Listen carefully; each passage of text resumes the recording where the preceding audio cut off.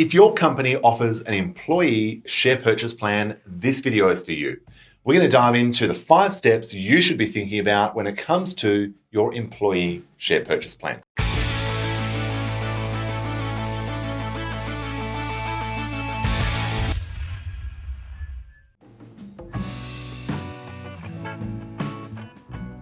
Hi there, I'm Jared Brown, Australian expat financial planner based here in Singapore. Welcome to the channel. If this is the first time checking it out, in these videos we aim to unpack a key area of personal finance for Australians here in Singapore or around the world. Today we are unpacking employee share purchase plans, or ESPPs. These are where your employer, your company that you work for, might offer you a discount to buy shares in the company, maybe allocating a portion of your salary on a regular basis. These sorts of plans to really get you to buy in to your employer.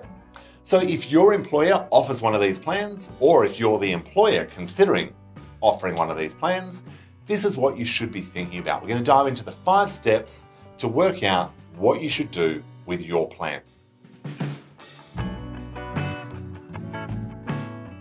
Step number 1, participate. Now this sounds like an obvious one, but if you have doubts about participating in your employer's share purchase plan, you should probably have doubts about working there going forward, unless you have a very good reason not to participate. But if you doubt the future growth of that company, again, we might need to be thinking about future employment options. But when it comes to an employee share purchase plan, typically they are offered at a discount to the share price. Now, many of them will be at a 15% discount to the volume-weighted average price for a period of time prior to that share, or prior to those shares actually being purchased. So let's just say, for example, that your company is trading for $10 a share at around the time of this plan. You will be given the chance, if it's a 15% discount, to buy shares at $8.50.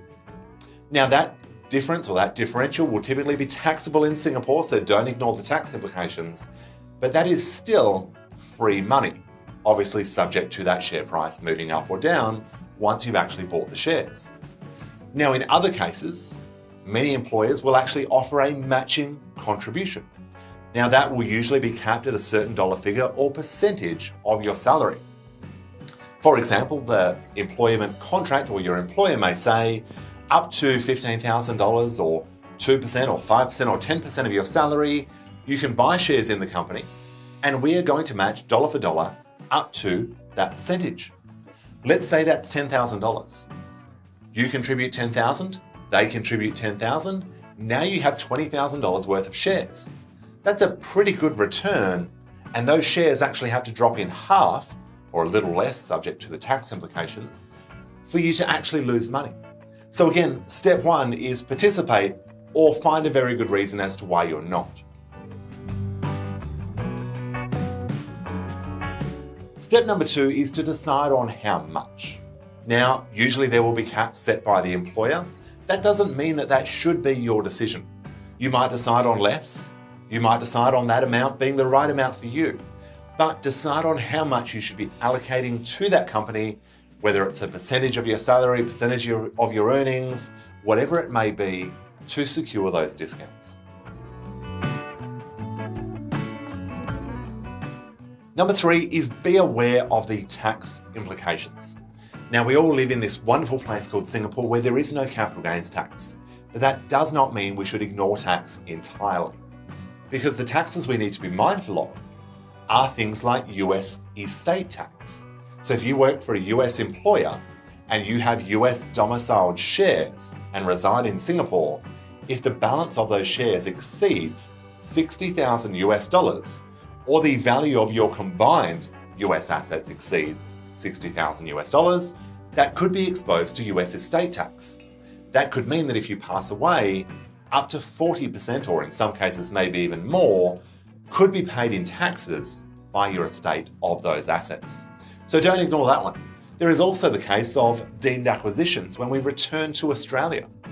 Let's say we bought shares in our company at $10, we move back to Australia and those shares are worth $12. Well, now our cost base is 12, so we don't pay any tax from 10 to 12, but from 12 onwards, if we become an Australian tax resident, we do. So we want to think about how we own those shares going forward. Should we put them in super, in a trust, in an insurance bond, in joint names, in something else altogether? Don't ignore the tax implications. Number 4 is to decide on the cap, i.e. how much of your balance sheet you want exposed to this one company. Because them being your source of income and your source of wealth when it comes to investing can be a dangerous position if that weighting or that exposure gets too high. So you might decide that 5% or 10% or 2% or 1% of your balance sheet is enough exposure to that one company. And if you're continually receiving shares either via part of your remuneration or via an employee share purchase plan, then you want to be mindful of having a plan to actually bring yourself back to that cap. As those shares move around in value, review that on a regular basis and make sure you're consistently selling that down to bring yourself in line with that target. Now that doesn't mean logging in every day, every week, every month and saying, oh my goodness, my plan was 5%, I'm at 5.2, we must sell. It's getting a bit ridiculous, but you might have a plan to check in once a year, twice a year, once every couple of years, depending on how much exposure you have and how many shares you're actually receiving each and every year. So don't ignore that one. And number 5 is actually having a plan and mapping out the logistics to actually sell down those shares. Many times we meet Australian expats who are given these shares either via a plan or via part of their remuneration, and they sort of roughly know that they're held with Computershare or some other registry, but really have no idea actually how to sell them. Do they email someone? Do they write to someone? It's all a bit murky and confusing. So given that we need to, or at least should rather, set a cap on how much exposure we have, make sure we actually have the plan mapped out to be able to sell down those shares. So there you have it, the 5 steps when it comes to employee share purchase plans.